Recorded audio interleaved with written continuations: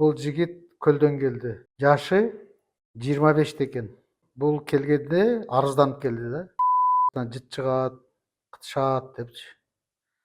Бул жигитке деген кичинекейинде сүннөткө отурушпаптыр эми. Сүннөткө отурушуптур, ырымын жазап коюшуптур да. Эми сүннөткө отурушканда ар кандай түрлөрү бар. Кайчы менен отургузат, электрокоагулятор менен отургузат, анан накаливатель менен отургузат. Ушу азыр биз накаливатель менен отургузайын деп атабыз. Бисмиллахиррахманиррахим. Буну элдер көбүнчө накаливательди лазер дешет да. Бул накаливатель отурушкандын аябай жакшы жерлери көп да. Слушайте, возьми. Биринчиден тез болот, анан канабайт да. Ошонусу жакшы да. Мына уже бүтүп койдук.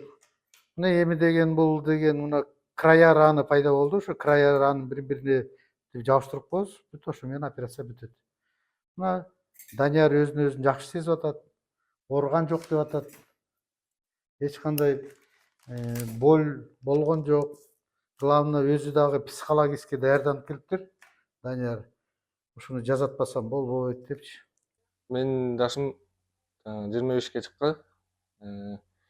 Кичинекей кезимде сүннөткө туура эмес отургузуп коюштур, ырымдап эле. Ушу Сенемет клиникасына келип, азыр сүннөткө отурдум. Башында өзүм коркуп келгем, азыр баары жакшы. Жакшы өттү операция.